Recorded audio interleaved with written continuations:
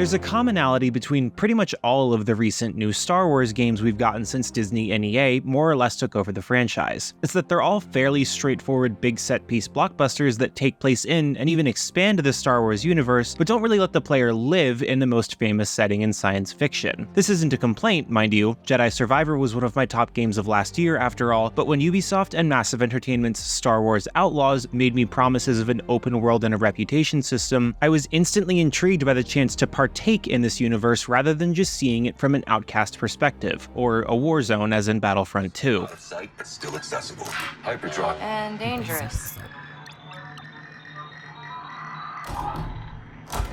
Let's jump. Hey, look, buddy, I was thinking. You don't want to be here. I don't need a babysitter. Why don't I just drop you off somewhere until we're good to do the job? I do not think that is what Jalen had in mind. Outlaws places the player in the role of Kay Vess, a low-life criminal living in an attic in Canto Bight until she Canto bites off more than she can chew, trying to score a big payday and has to flee the planet with a huge bounty on her head. From here, she makes friends with a mechanic, crash lands on another planet, and gets roped into a massive heist to bankrupt the guy who's put a hit on her and hopefully get away with it. She'll have to travel across the Outer Rim to assemble a crew, all while navigating the complex relationships between the four major criminal factions vying for control. At the same time, the Empire scrambles to quash some upstart rebellion somewhere else. The story takes place in between The Empire Strikes Back and Return of the Jedi, but the player shouldn't expect an abundance of familiar faces. Kay is, at least at the start, a scoundrel out for herself who decidedly does not make friends with the rebels. Still, the less purely heroic characters are certainly on the table as potential allies. Some of the cast might be more recognizable to those familiar with the novels, and in fact, I would recommend reading Chuck Wendig's Aftermath, as the planet Akiva first appeared there, with Akiva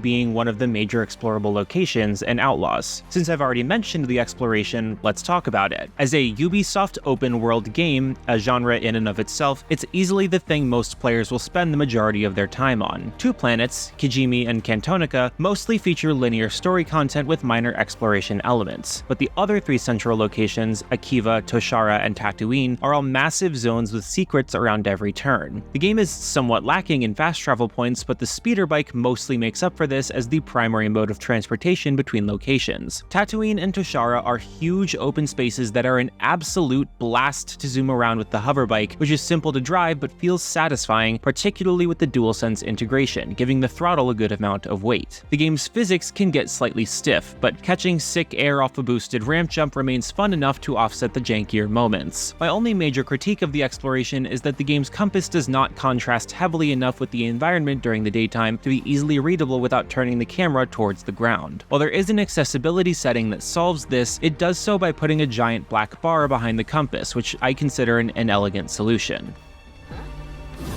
Wait, what? No hiding now, Nix. After her! Fight! Gotta be around here somewhere. Find cover, Nix. Check it out. You can't be.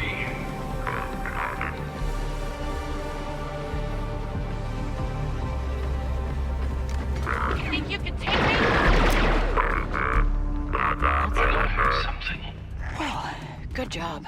We lost them. The worlds are populated by settlements and cities full of citizens, hidden locations, and faction or bandit strongholds. Each planet features two of the game's four factions, and, with the exception of Kijimi, a galactic imperial presence. Most of the collectibles are just cosmetic options. Put a pin in this, but a lot of them are also pointed to by the game's intel system, where Kay can gather information on secrets and pickups from the environment and citizens. It makes almost every location feel like its own mini quest, even if most don't carry much weight. The game also features ship combat and open zones in space to uncover more secrets. Interstellar combat is more or less the bare minimum for what I would consider enjoyable, with only Kay's stolen ship, the Trailblazer, available to use and upgrade. Still, it does solidly get the job done. My only real nitpick is that the ship's lasers overheat too quickly for my liking, and there is no way to improve the ship to alleviate this at launch, though this seems like something that could easily be added later. The big selling point of Outlaws is the faction and reputation system that affects many of your decisions. 4 criminal criminal organizations are featured: the Crimson Dawn, Hut Cartel, Pike Syndicate, and Ashiga Clan, the last of which is brand new in this title, and they're all fighting for control and trying to get a leg up on each other. Kay has a meter for each syndicate that dictates how well they will respond to her presence, and her reputation in each can rise and fall depending on which job she carries out and which decisions she makes during them. Almost every quest, including the randomly generated contracts, will give you a chance to boost your rep with one gang by screwing over another, and even the story missions will frequently move you up and down the gauges. This is an enjoyable system that is easily broken, as plenty of missions will see you helping a gang with either roaming bandits, pirates, or the Empire, none of which carry the same weight and can be freely messed with. If you keep an eye out for jobs that don't come at the expense of any of the organizations, it will be a slow climb up. However, it is possible to be in everyone's good graces at once, though it's up to you to decide whether this is worthwhile, as even the highest level of respect doesn't let you do whatever you want. At the lowest levels, Kay will be fired upon on sight by members of that faction, and its vendors will either refuse to speak to her at rock bottom reputation or only sell to her at a steep markup. It's never too late to improve things by taking on odd jobs for little reward besides marginal rep gain, but it will be a gradual process, and you may not be able to recover without worsening your relationship with someone else. At the higher tiers, the player can get faction-themed costume pieces, discounts at shops, exclusive contracts and scripted quests, and even be able to take the random loot scattered around in faction-controlled zones without it being considered stealing. But this still won't get you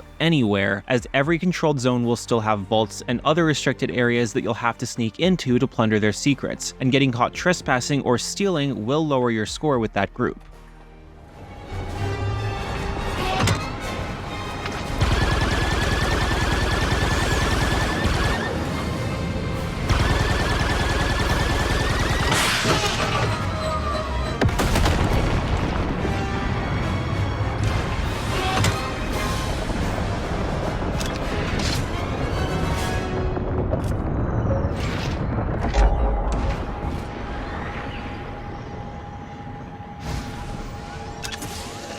Nice.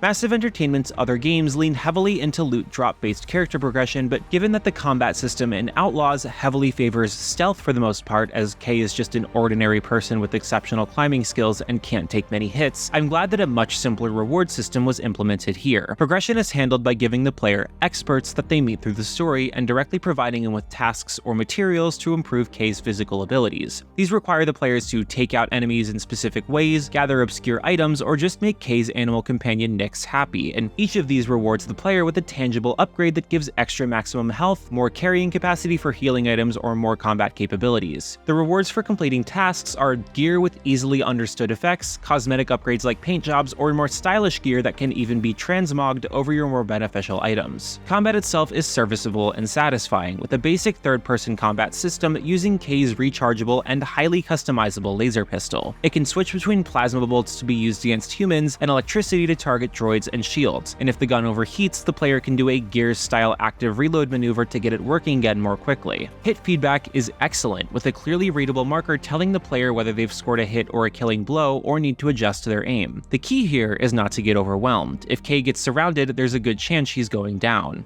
Star Wars Outlaws' weakest point is its story, specifically its main character. While a game about the scummier side of Star Wars is going to necessarily star a less likable hero than its more good versus evil stories, Kay's characterization and interactions with others are inconsistent, which I believe is because most of Outlaws can be experienced in any order, so no one moment is really her breakthrough where she suddenly becomes more willing to go out of her way to help people. Kay starts out petulant and selfish, a perfectly fine trait for this kind of down-on-her-luck petty criminal, but it's hard to say that there's any natural progression to the point the player will see. If Outlaws gets a novelization, I suspect Kay's character journey will be more adequately shown there, but the game doesn't do her many favors. The story overall is certainly not poor, and in fact I like most of the rest of the cast, but it is a bit disappointing in terms of its impact. The time around Return of the Jedi especially is well-trodden ground, with both Battlefront 2 and its tie-in novel Inferno Squad both occupying the same point on the timeline, as well as Battlefront Twilight Company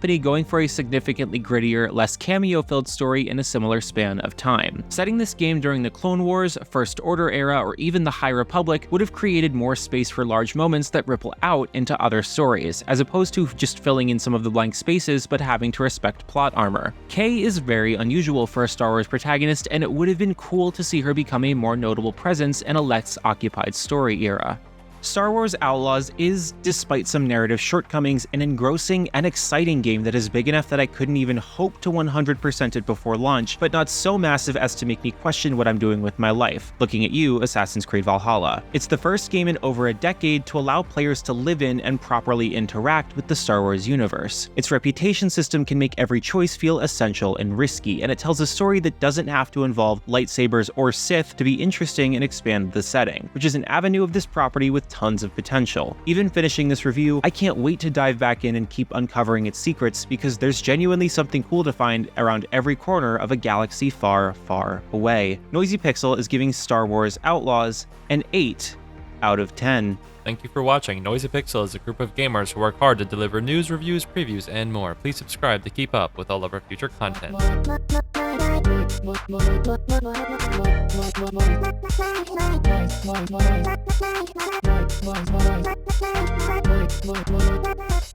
Noisy Pixel.